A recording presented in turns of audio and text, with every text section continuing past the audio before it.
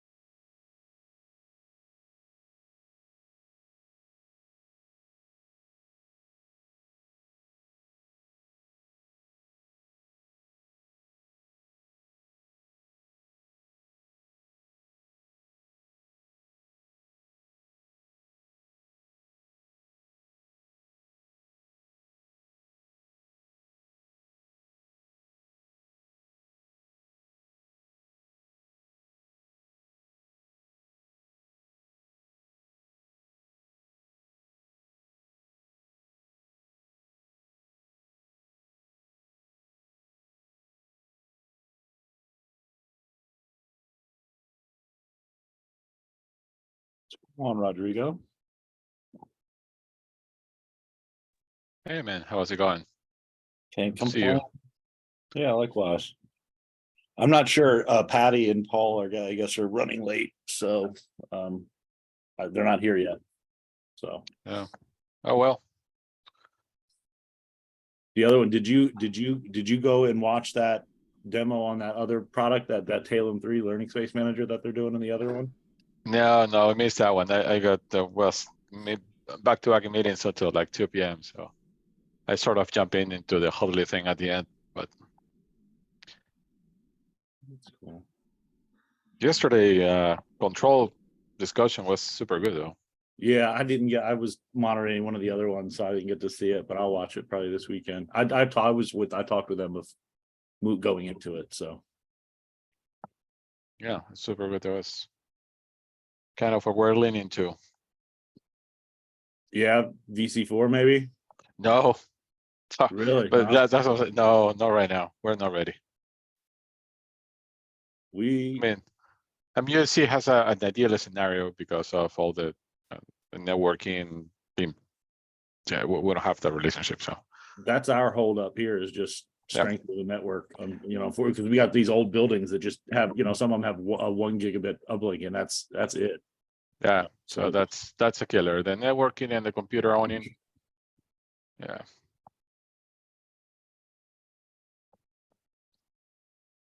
I will see. It might come. It might change with the new buildings that are coming up. Yeah. The problem that we end up having is that we have it running, our VC4 servers are virtual servers, which is great, except for the fact that the power in the network closet where the virtual servers are, it is unreliable. So we've had the servers go out, and then we're like, oh great, like and if it's mid-class and nobody's changing anything, it's fine, because it'll just keep at its current state. But it's then just, if it happens to happen right when there's class switching going on, then it's like, oh crap, now we've got some work to do. We just got, I don't know if we got it yet, but we just got one of the, those Dell boxes that they're putting, you can do like 3 rooms with VC4 on a Dell box. Mm-hmm. I think we'd probably just put one in every room instead. Yeah, precisely. That's kind of how I feel, anyways. I will, until it's super reliable, I will just be very afraid to depart from having a full control of what's happening, right? And That thing where one computer goes down and half the floor goes out too. I'm too afraid. Yeah. I guess some of the other people who've jumped in, I don't, Patty and, they haven't, Aurora hasn't, Paul's trying to get in. He's stuck in the lobby. He's trying to get over here. So we're Okay. working on it. all right, cool. So there's the answer there. I'm meeting Paul and Patty Sunday too, so Oh, it's a fun. good preview. Yeah. Paul stole the show last year with his presentation. It was definitely the best of them.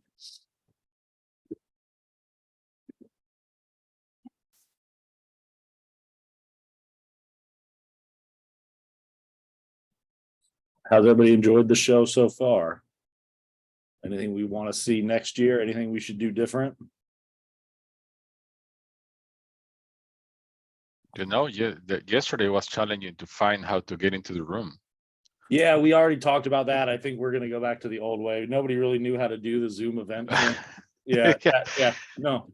Yeah, and I do think somebody mentioned it. I do think the fact that you guys were casting to the lobby. Yeah, That's that also was kind also of confusing. yeah. Yeah, agreed. It looks like that's Paul. I don't think we got video. Yeah, it's me. Let me find you. How you doing? Not bad. How about yourself? Glad to see you. Good, same here. Trying to figure out how to get out of your lobby is what I was trying to figure Yeah. out. I was We stuck in were, lobby hell. we were just saying that exact thing. Let me promote you to co-host. It's not like we make Zoom devices over here. So Yeah. Well, that's Joe trying something new and not really knowing how to do it, right?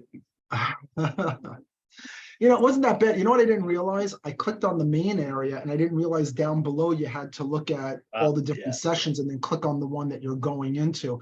And that's kind of where I blew it. It makes sense now after the fact. So Right. at least I didn't wait till like 30 minutes in and then realize how to do it. All right, so I guess we get started, and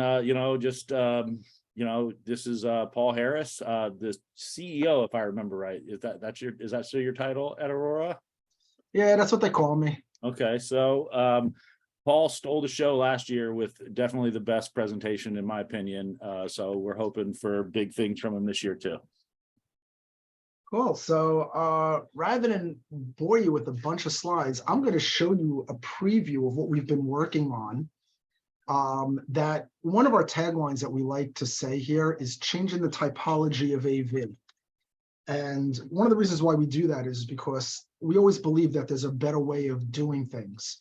The industry has a habit of, because this company does it, we have to do the same thing, maybe better, maybe at a lower price point, but everything just tends to stay the same. And just because one company does it, whether they're the leader in that technology or not, doesn't necessarily make it the best way to do it. So one of the things I'm going to talk to you about today that we're going to be showing at InfoComm, as a matter of fact, is a new way to do control systems. So everybody's typically used to, when you, whether it's a classroom or a conference room, so I'll break this down into two manners of how this is done.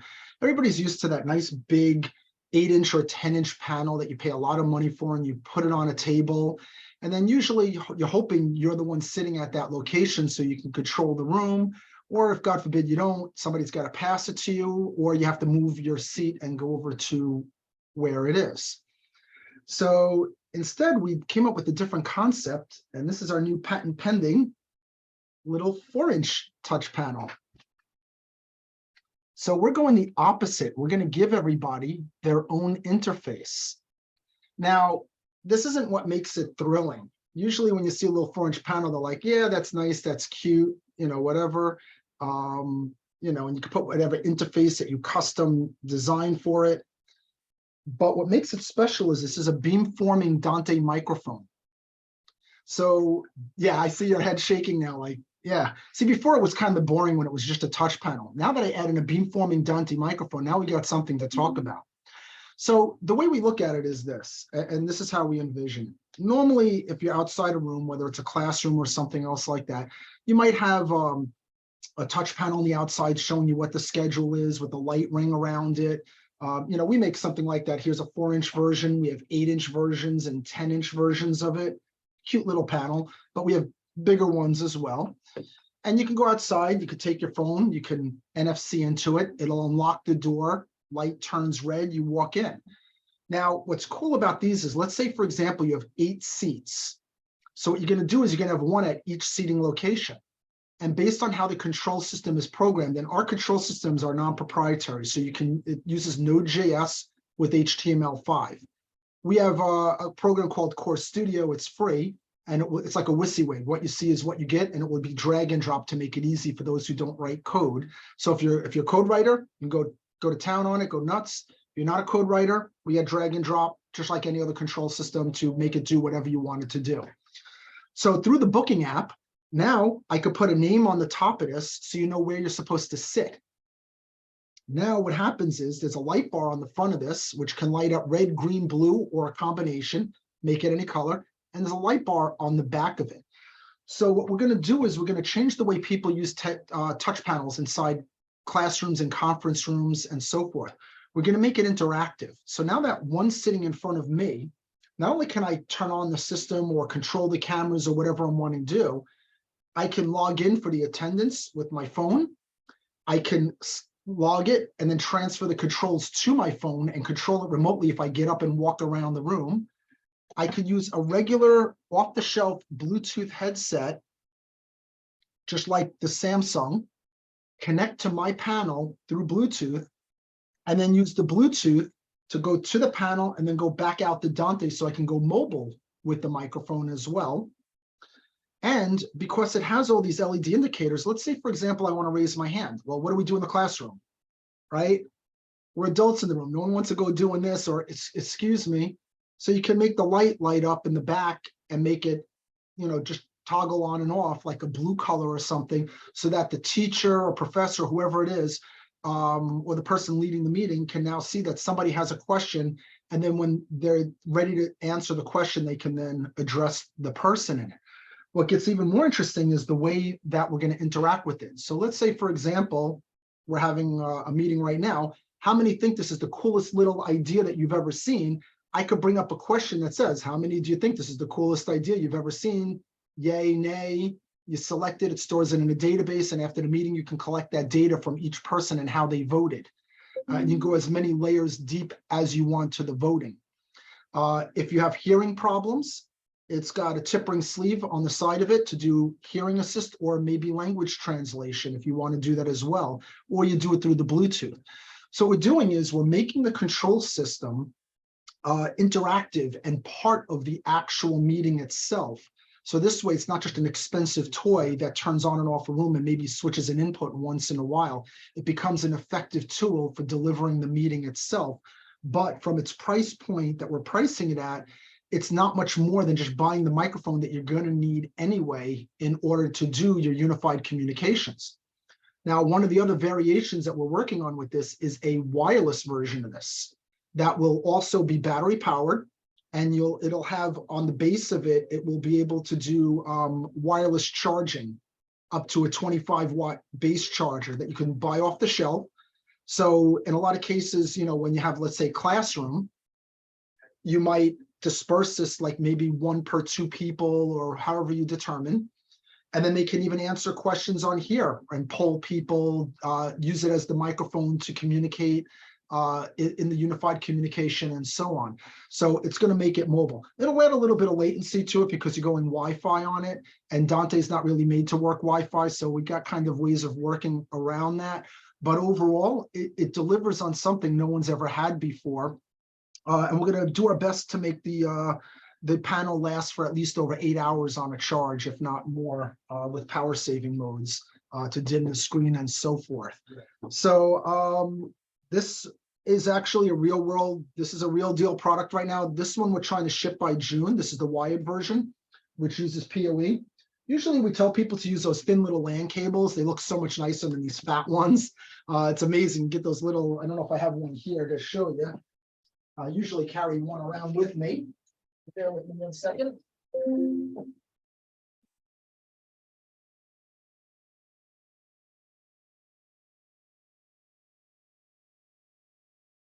Here we go, found it. Some people don't even realize this exists. Maybe everybody here does, but these are great. I love these things.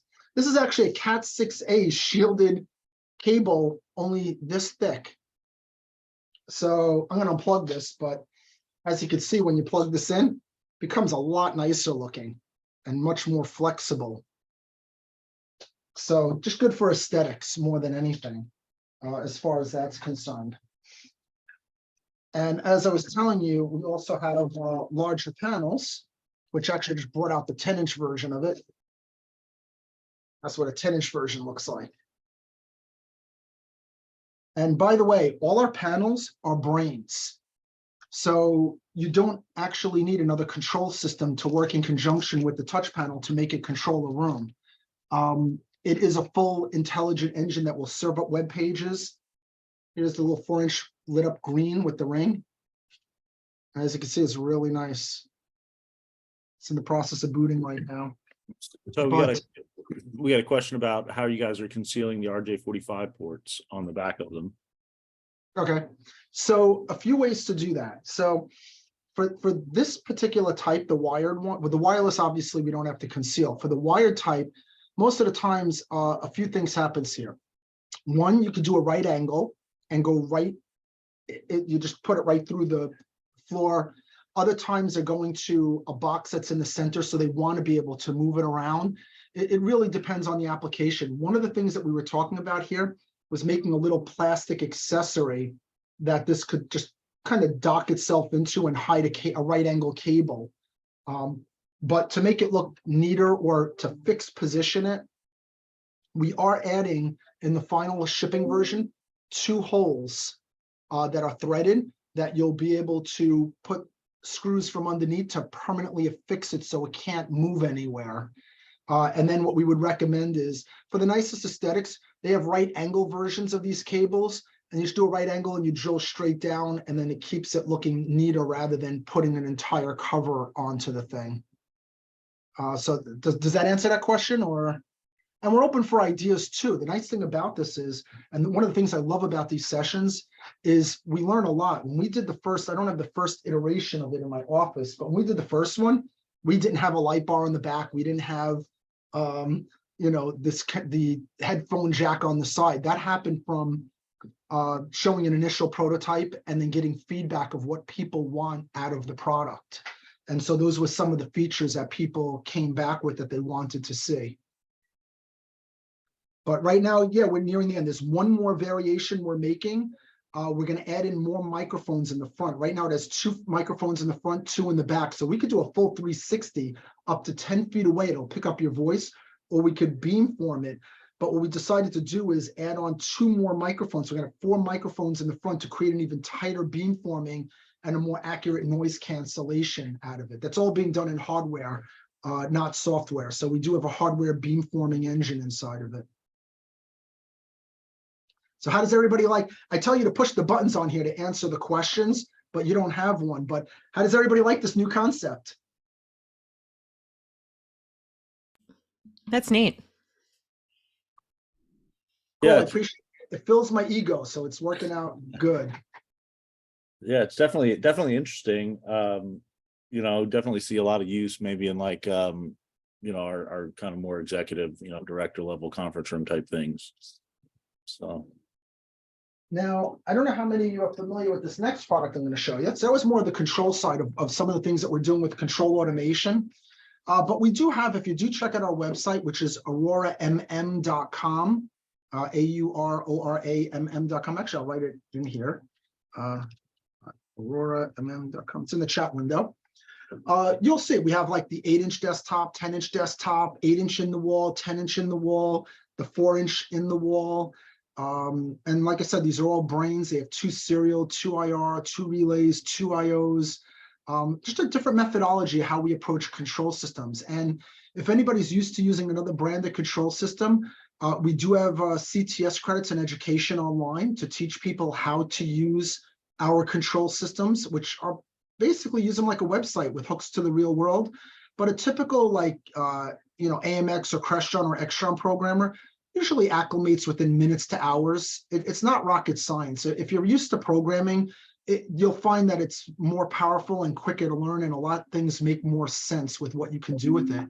And even when you can't do things with our program, we still allow you to go in and make it do anything you want, because you're only limited by Node.js or HTML5.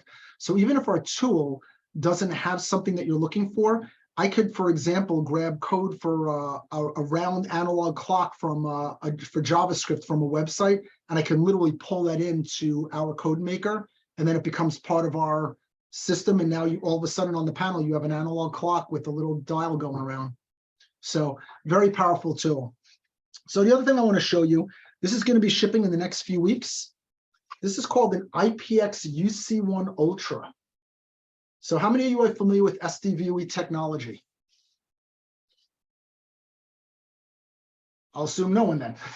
So that's where you use 10 gig to deliver uncompressed or very low compression, perfect image quality at 4K 6444. What's cool about this box here is this is the product that we say it does everything. It is a mouthful because it does do everything. This right here also has built into it a full Intel 12th gen Pentium processor as an i3, an i5, or an i7 built into it with dual monitor outs. So on the back of this thing has everything to do a presentation in a classroom. So we have an input card that can have up to 4 inputs. This one happens to be 4 HDMI. We have one that also has a USB-C DisplayPort and 2 HDMIs. So we have different variation cards. We have 2 HDMI outs. We have basic control ports here. We have a 10 gig SFP. We have a 1 gig and a 10 gig copper.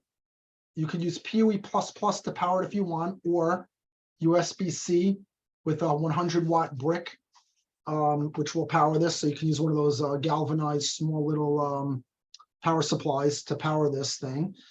And it's also got a full bi-directional SDVOE engine built into this. So when you plug into the 10 gig, we can use another SDVOE extension box or wall plate to go over one port in and out of this box as a source. So application example, let's say I'm a teacher.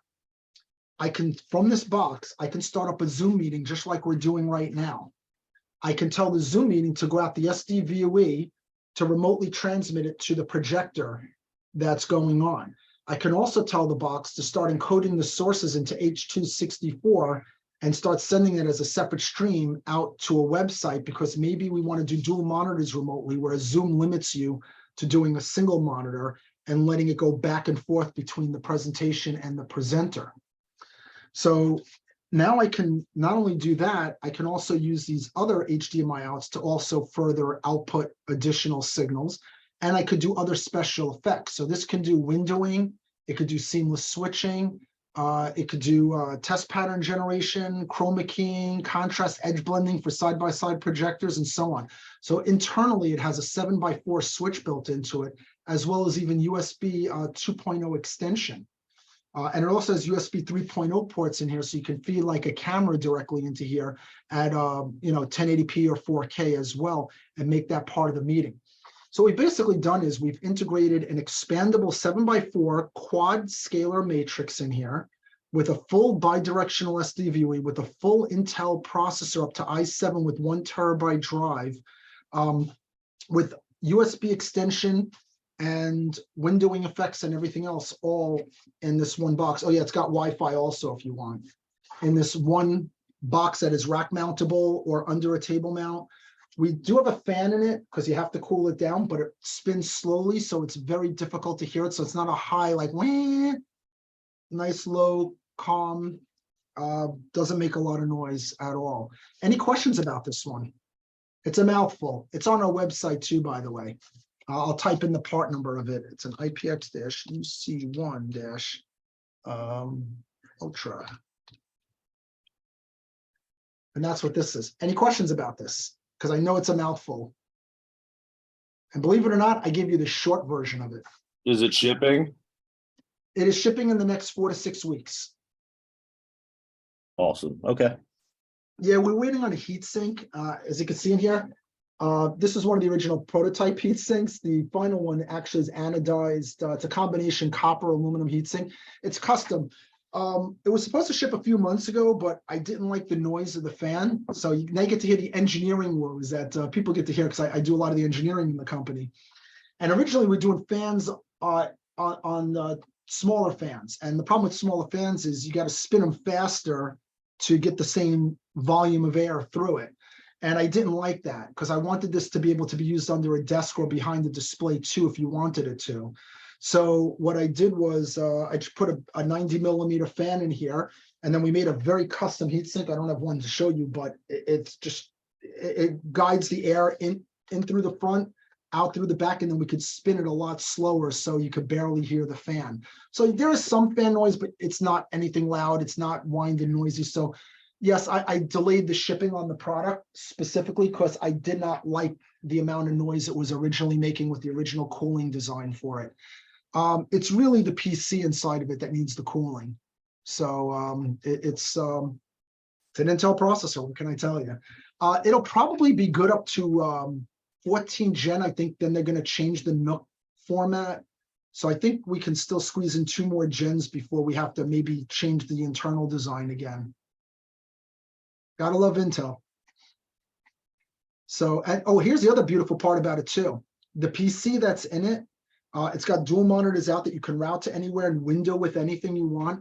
But one of the other cool things about it is not only will that output up to 4K 60 444, but we can also, all the inputs go into an internal HDMI to USB 3.1 capture that feeds back into the computer. So any of those sources coming through the SDVOE or the inputs will automatically be converted into USB and feed right into the computer as a source. So everything becomes a source into the computer as far as that's concerned. Whoops, sorry about that.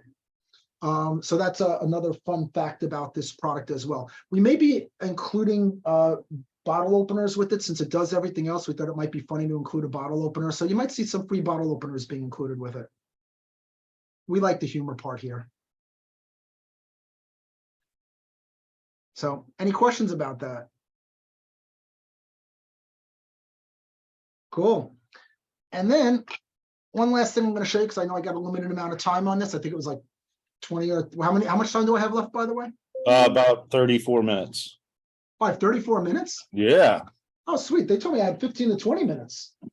Oh, well, so 34 minutes in the total time. I mean, it's sort of a interactive thing. So, but you know. Oh, yeah, gotcha. So. Oh, just to let you know, after I show you this, I'll answer anything you want. It doesn't even have to be about my product. If you just want to know state of the industry, things that we're working on, I'm part of everything. SDVOE, HD-based T, you name it. I'll even tell you something new that we're working on as well, which is pretty cool technology, an alternative to HD-based T. For the many of you do HD-based T out there? Yeah, we do. I got something pretty cool that you're gonna like that we're working on. I don't think we're gonna have it ready in time for InfoComm, but if we do, you'll get to see it. But I like running it by people because I get some good feedback on it and see what the viability of it is, because it's very different. But I'll explain it in a second. So for those of you who know us, we're very big into AV over IP too. So this is one of our products. This is actually a new variation. So we came out with the VPX TC1 Pro. It looks pretty much exactly like this, except it's got 2 HDMIs on the back. It'll do 4K 60 444. As you can imagine, it goes up against the person who's not delivering.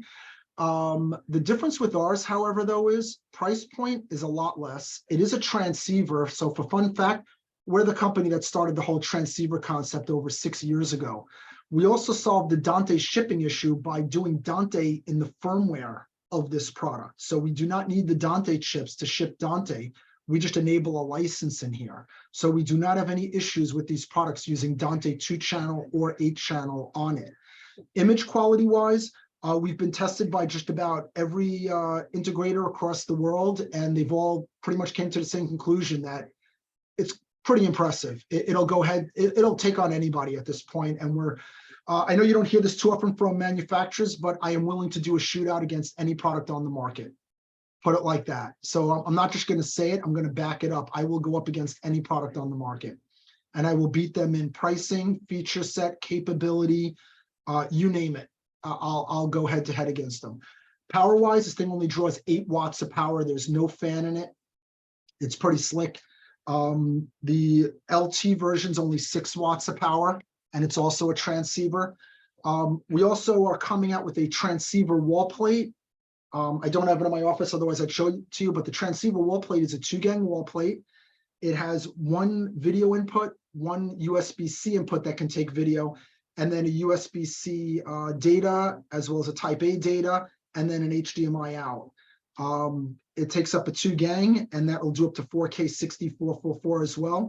And currently in the market, there is no one who makes a transceiver wall plate at all in the market. Kind of surprised no one's copied us off of that, to be honest. When it comes to transceivers, it's funny, we get a lot of people who copy what we do, and no one really understands why they're copying us to begin with, or why we even did it, just to keep up with what we're doing and how we're advancing the technology.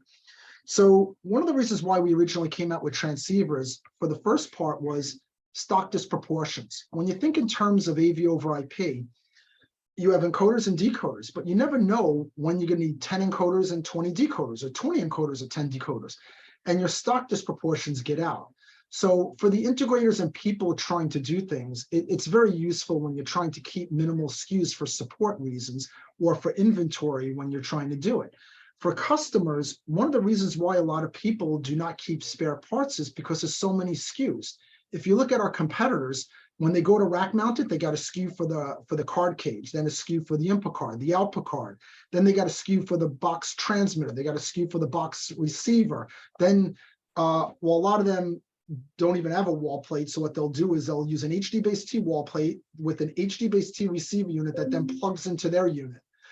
So then you end up with like 7 different SKUs, whereas we're 1 SKU, and if you do a wall plate, you're 2 SKUs. And you can use a wall plate in place of a box version, by the way. So one of the things that makes this very unique is the fact that, let's say, for example, I have a unit in the field, it's not working right. It's a decoder. Well, I can grab an encoder, tell it to be a decoder, and check out that location to see if it's really the box, or grab one from inventory because I only need 1. So it does allow that 24/7 operation. Where you really get the full benefit of a transceiver is the wall plate more than the box version, which is why I say it's funny that no one's copied us on that yet. And the reason why it's the wall plate is, think of it this way. And this goes to where I say everybody always follows the norm and doesn't look outside the box.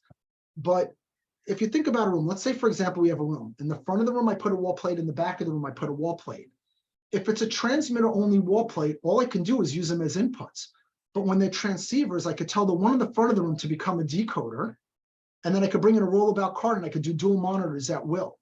Or maybe I do make it into an encoder, make the one in the back of the room a decoder, put the rollabout card in the back of the room, and now I got a confidence monitor. So when I'm giving a presentation, instead of looking behind me as I'm talking, I can now look in front of me at what's in there. Or maybe I leave them both as encoders and I just use them as 2 alternate inputs with my nice little 4-inch panel to select them from.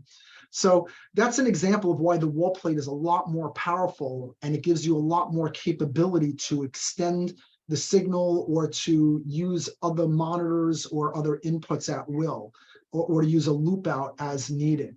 So that's one of the reasons why we've done it. We do it for 10 gig, we do it for 1 gig. We even do it for our HD-based-T as well. So we've been very big into transceivers since its inception. Another fun fact when I was mentioning Dante is, you see a lot of people doing Dante with AV over IP.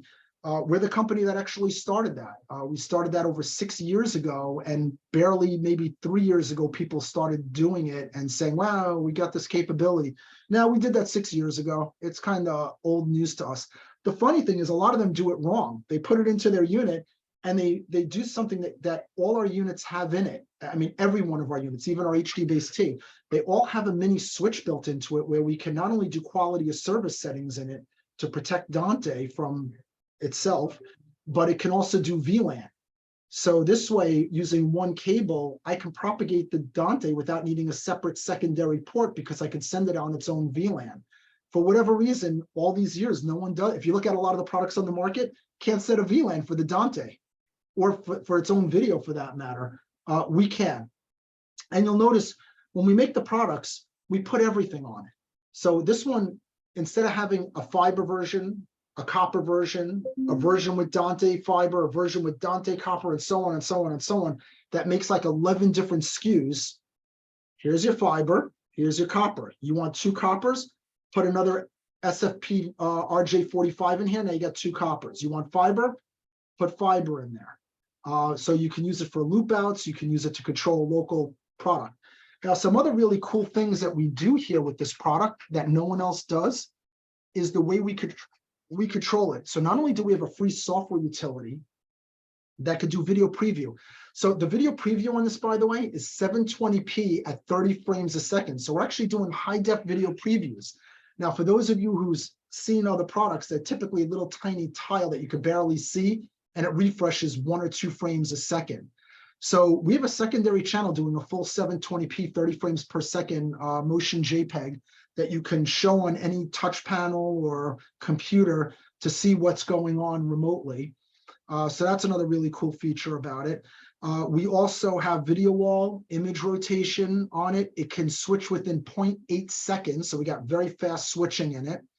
The product also has picture-in-picture, which you don't see too often from 1 gig AV over IP. So we can do that as well. We are about to implement a quad where you can do 15 frames per second with 4 encoders. No one's ever really done that on a 1 gig.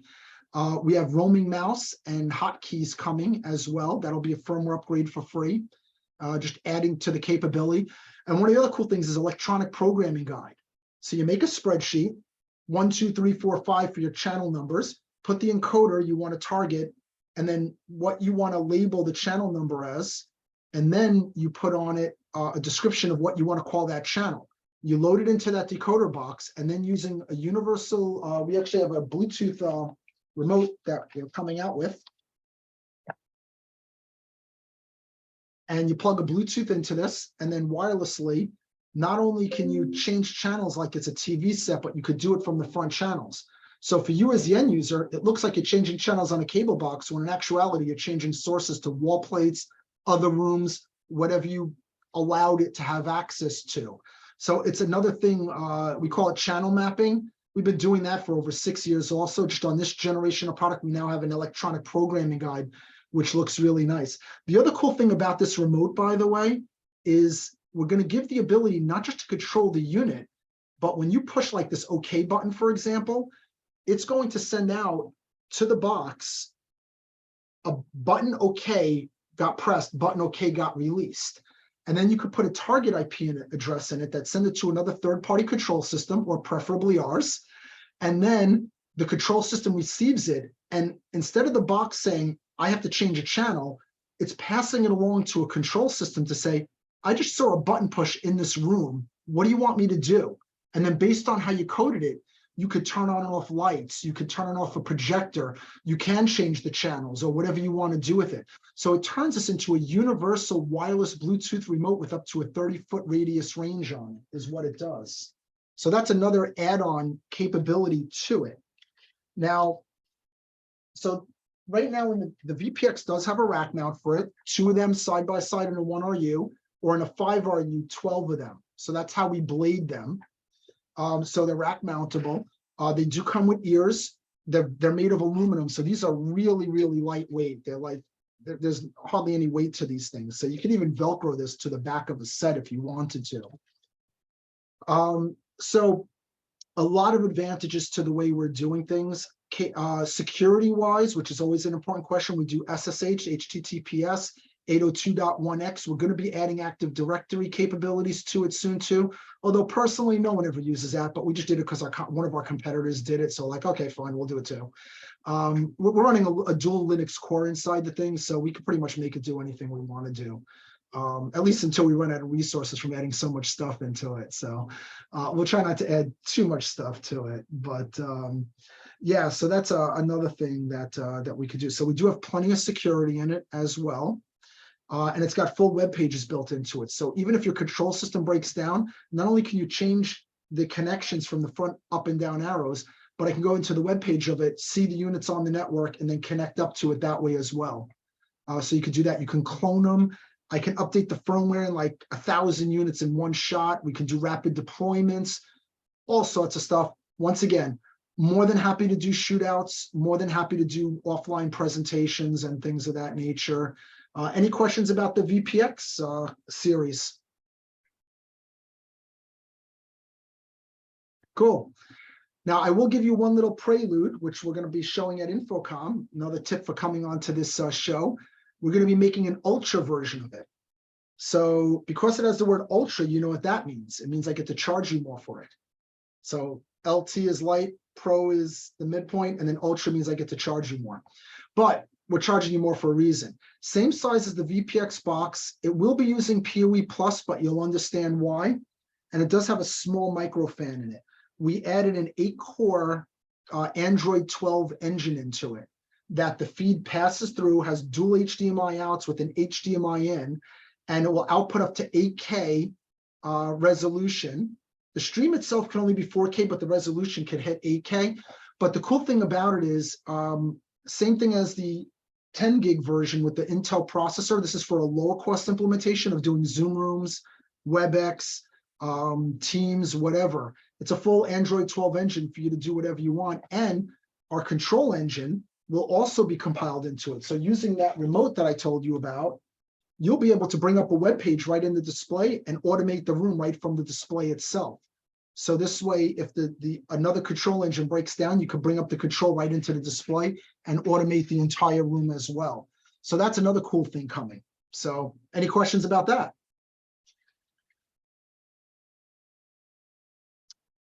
How much more are you charging us? How much will you let me? Realistically, since I can only talk MSRP, so to give you an example, the light version MSRP is $11.98. The pro version MSRP is $15.98, and most likely the ultra is probably going to hit somewhere around like $2,900 MSRP. It'll be significantly less street price wise, but all I can give you is MSRP right now on this VC. But if you think about what's inside of it, and to my competitors, we're probably about the same as my top of the line competitor that my pro version already did everything and more of. And then we just threw in an entire 8-core Android engine, which, by the way, it's got a 6 top NPU engine in it, which we're going to be using our artificial intelligence code, which if you're using it for digital signage, it'll be like a bright sign on steroids. It'll be able to not only play content, but it could play content based on knowing who's your audience is. So it can actually see, is there males or females there, what their age range is, how many there are, keep the statistics, and then play something based on what's in front of them. So that's another cool feature we'll be offering in it. You got to hook up a camera to use that feature. And yes, that will be an add-on cost for that feature, but the unit will be capable of doing that.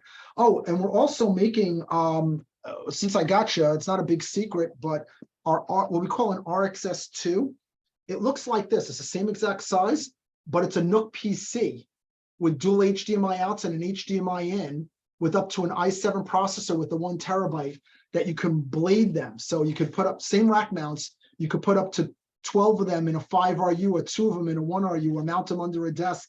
And we basically made our own variation of a NUC PC with a front OLED screen to show you the IP address.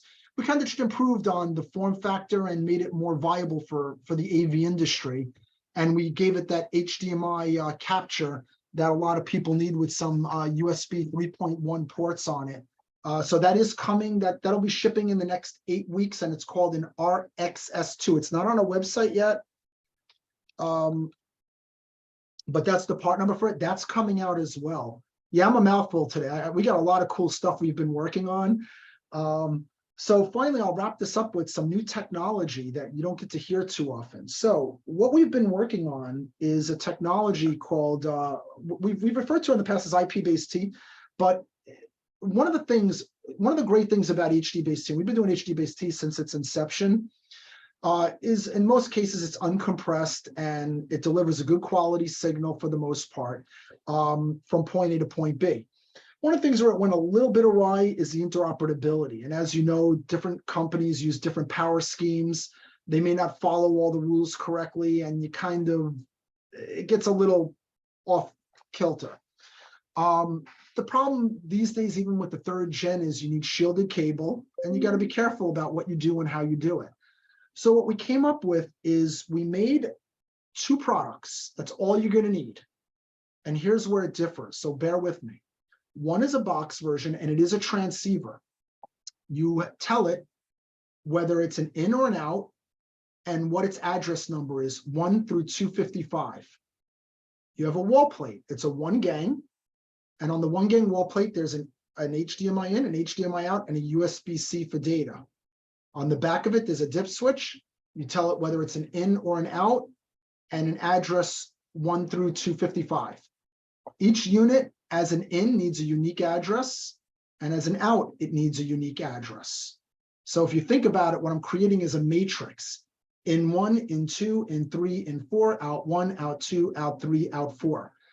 These are technically AV over IP products. It's using the same engine that's in my VPX, except it's only half a frame of latency, so 8 milliseconds of latency. It will do 4K 6444. There are no bells and whistles. There's no video wall processor. There's no seamless switching. This is meant to be down and dirty, simple. You plug it in. So if you set it for address 0, you can connect 2 boxes or a wall plate to box, point to point. Okay? And it will work just like HD-Base-T. And you can even use PoE to power both sides from one side. That's if you're doing it point to point. And here's the beautiful thing about point to point. It'll do it up to 390 feet on Cat5e unshielded, 490 feet Cat6A Cat 6 unshielded, and 600 feet Cat 6A unshielded. So you don't even need shielded cable if you don't want to with it. But yes, we can use very poor quality cable to go a very far distance. The box version does have a fiber port on it. It has 2 Ethernet ports because one will take the power, the other one will redistribute the power. These boxes are only going to draw 3 watts of power, so very low power on these. It'll have a serial port, an IR port, a USB extension capability on it for 2.0, as well as the in or the out. Now, I just gave you the point-to-point description. Now, here's where it really differs than HD-Base-T. As you all know, with HD-Base-T, if I want to use a splitter, I got to buy an HD-Base-T splitter. If I want to do a switch, I got to buy an HD-Base-T switch. If I want to do a matrix, I got to buy a 4x4, an 8x8, or this, or this, or this, or this. You get the point, right? A lot of variations, a lot of SKUs, a lot of everything. In our world, what we're doing is we're not switching with IGMP like you do regular Ethernet switch, and we're not recommending that this gets put on your regular network switch. If anything, we're going to tell you, if you put it on your network, we are not going to support you. We want it to be standalone. We want you to use a network switch just for the glue. That's it. Initially, we will be recommending a Netgear initially because they're just easy to work with and they're dedicated to the AV over IP market right now. And we happen to be a platinum distributor for them also, which doesn't hurt either. But what we'll do is you plug it in to the network switch. It'll power it. Each one set for ins and outs accordingly. Now what happens is if I have a 16-port switch, you can make it a 1x15 DA, you can make it a 8x8 matrix, you can make it a 4x12, a 12x4. You put a 48-port switch, it's a bigger switch, you uplink it, you keep making it up to a 255x255 matrix. The difference is off-the-shelf networking parts and 2 SKUs from us is the building block for everything to do 4K 60 444. When you want to send a command to matrix, here's where it gets really cool. 2 ways to do it. You could take any one of the boxes, send it a serial command in its serial port, and then it will automatically send the proper network command out for the equivalent of what everything needs to do, which will be a multicast command that in one command will tell everything what it should be associated to, just like a regular good old-fashioned matrix from 20 plus years ago.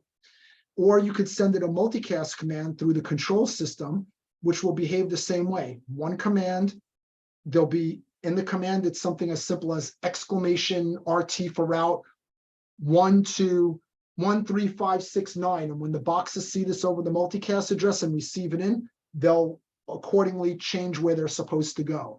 So in other words, we're using a hybrid of AV over IP took away the know-how of AV over IP. So if you want to change the IP address on this, it's not happening. Too bad. It's fixed. You want to change VLANs? Too bad. It's not happening. You want to go into a web page inside of it? Not happening. This is designed to work like an HD-based T product, but with the expandability of an AV over IP. So, and that's what we've created. And the price point that we're targeting, MSRP, is somewhere about $798 for the wall plate and $798 for the box.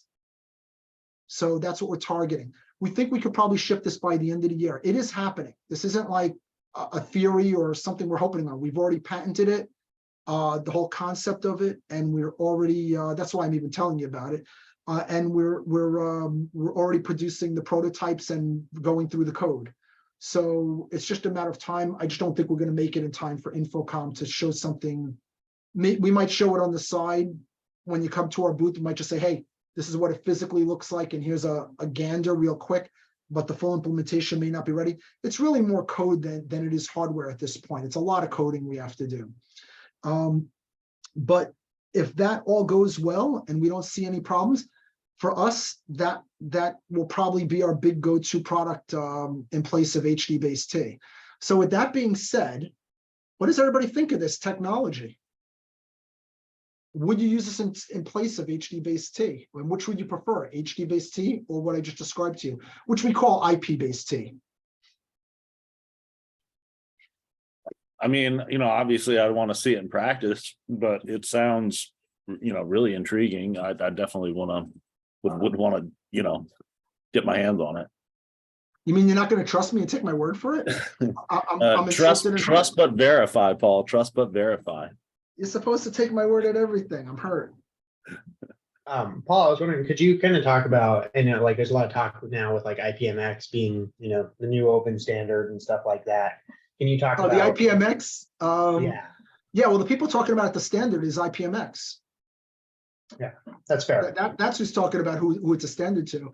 It's funny. I actually had an article that I wrote a while ago that I posted, which I tried to be as neutral as I could on it, which talked about everything. Because right now, here's the reality of it. What is a standard?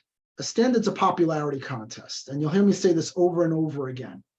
But a standard is a popularity contest.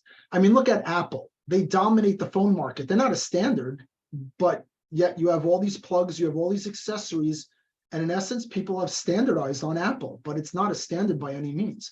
Look at DisplayPort. That was a VESA standard. They didn't do as good of marketing as HDMI did. HDMI is now the standard, but are they really a standard? No, they're a private company that has a lot of lawyers and they collect fees on licensing, and that's what we have. They did a better job of marketing it. You may not like the connector, you may not like some of the things they do with it, but at the end of the day, they did a better job at pushing it into the market. So that's the first thing I like to throw out there. The second thing is no one has properly addressed everything that it takes to be a proper standard for AV over IP. So another common thing you'll hear me tell everybody is, don't worry about what's going to happen in the future. Worry about the infrastructure first. Infrastructure is the most expensive thing to do. So if you're trying to, I love when everybody says, oh, you can future-proof. Future-proofing is the biggest nonsense I've ever heard in my entire life. I have never once seen future-proofing ever work properly. Has anybody here ever seen future-proof really work well? No. So I'll give you a perfect example. And your schools, you can appreciate this. You buy your brand new computer that does HDCP 2.2. Okay, great.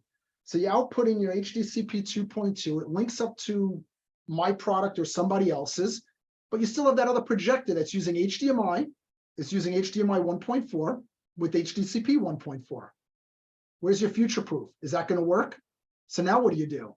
You can't watch your 4K 6444 protected content because your projector has an older HDCP. So what happened to your future proof there? It's non-existent.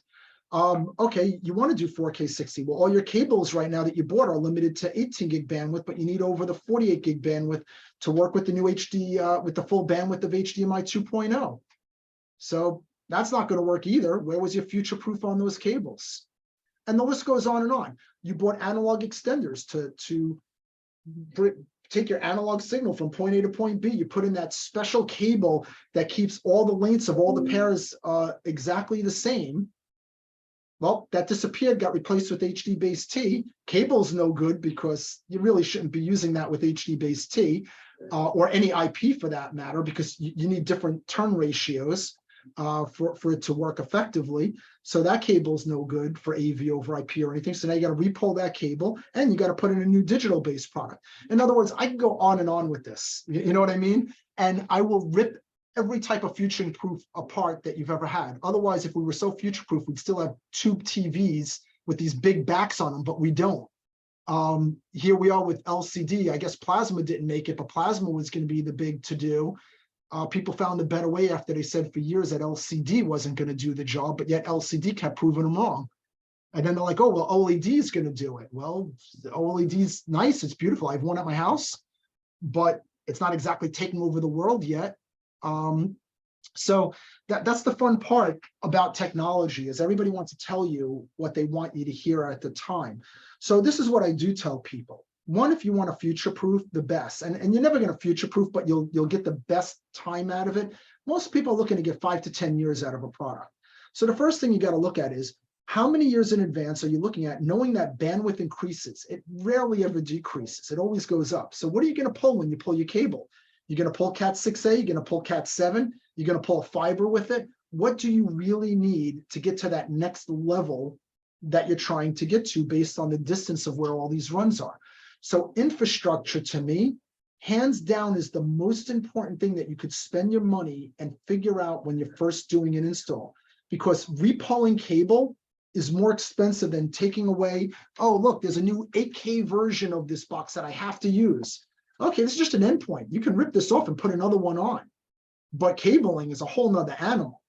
So that's what I usually tell people when it comes, to stuff like that. Now, getting back to the question with the, sorry, I went off into a detour, but it's to make a really strong point here about the standards.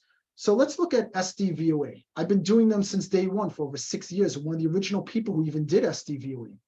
I get into fights with them all the time. I was just on the phone with them a week ago, still yelling at them, when are you going to do 1 gig? Okay, so are they the best at 10 gig? Hands down, absolutely. SDVOE right now is the best standard for 10 gig. Are they the standard? No. But are they a great solution for 10 gig? Absolutely. If you want a perfect image quality, you're doing medical, and this goes to application. You're doing medical. You're doing a video wall that's very large, or an LED wall where you're doing magnification, because a lot of people don't take for granted that when you do compression and you do video walls, if you magnify, you're magnifying the compression with it. But it does that. It has windowing capabilities into it. It's got the true seamless switching in it. It's for situations where you want the best and you don't want any information changing within the signal itself. It's got its place, and the cost has come down a lot. We sell them ourselves, and we created the first transceiver, and we have wall plates for them too. So from that point, it's great. Now let's go look at Dante. Okay, Dante, are they really a standard? No, AES67 is a standard, but AES67 compared to Dante is not that great. So is AVB. AVB was supposed to be a standard. You see how well that went. That went to hell. So here are the people who are supposed to be the standards, and where'd that go? So now let's go to Dante. So Dante right now dominates the audio industry. They're trying to get into video now. Okay, how's that going to go? Well, they took an Intopix engine, they dumped it into a thing, just like the IPMX is trying to do. So now here's 2 other standards, quote unquote, okay, which once again, they're not really standards. They're people who just created a group, got a lot of people to jump on board so that they pay a fee or put their name on there with a lot of other names to excite you about whatever technology they're offering. But at the end of the day, let's break it down. Dante Video.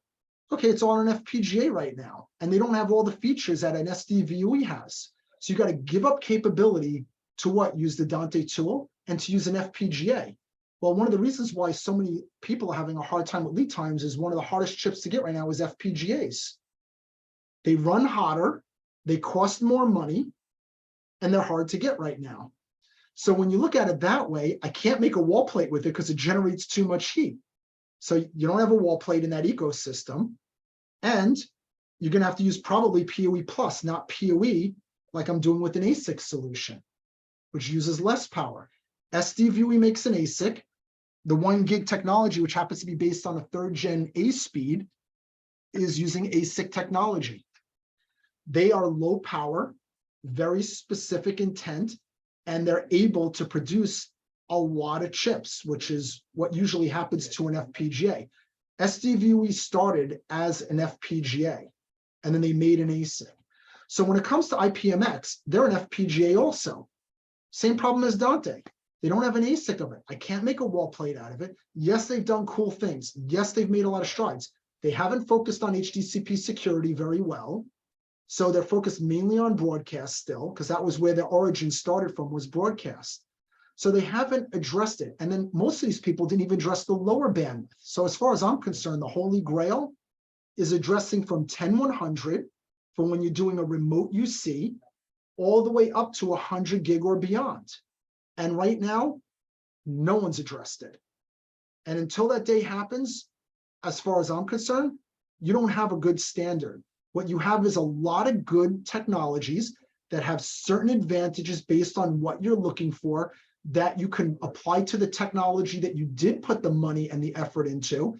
And then in 5 years, when you find out who may have made it further, maybe didn't make it further, whatever, then you change your boxes out and you redeploy, but you don't change your infrastructure. At some point or another, you could put this in, and this could be the best thing since sliced bread, and it might last you 10, 20 years. Or maybe you say, you know what, I need 8K now. We got to wait for them to come out with an 8K model of this. But then guess what? To do 8K, you need a 2.5 gig network. There's your bandwidth. And that means your network switches now have to be changed. So that's why I gave the whole speech, and now you see coming full circle, that it's really the infrastructure that's everything. Everything else comes and goes. The network switches do, the boxes do. You look at what your application is, you identify your need, and you buy based on how long you need that longevity for, and you're going to do great. And the key thing to know is that you're only supposed to buy Aurora products because we're the only ones in the world who can do it and no one else. Yeah, so on that note, we're coming up on time. Yeah, so definitely appreciate the conversation. It was very interesting. I'm really intrigued by a couple of those products, and I think we'll be in touch about that. And thanks for that question, by the way. That was a great question that gets at, I get that asked that question every once in a while, but to have a group of people to actually say at least my piece on this type of things. And for those of you who do know me, it's not just something that I feel like saying out loud or I read a bunch of articles. I design these products. I work in very intimately with these manufacturers. But here, I'm going to even show you one last thing that you've never seen. And it's to also drive home your point. It's actually a project I'm very proud of. But see this nice complex PCB board? Would you believe that we developed this in 4 months? 4 months we did that in. This is what the product looks like. Do you know what this is? A product that will never hit the market. That is HD-based T over IP. So here we started a technology with a standards organization like HD-based T.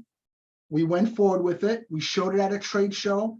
It was the first ever bi-directional 10 gig and 1 gig solution to ever be shown. Even before SDVUE ever did a full bi-directional, and it never made it to market, and they killed the project. So here's something as an example of what I was telling you, is sometimes there's a lot of good intentions, but then they never get anywhere to where they need to become. So with that being said, the best thing to do is just keep paying attention, buy what you need, focus on the application. Right on. Good advice. Thank you very much. Yeah, I appreciate your time. Thank you, everybody.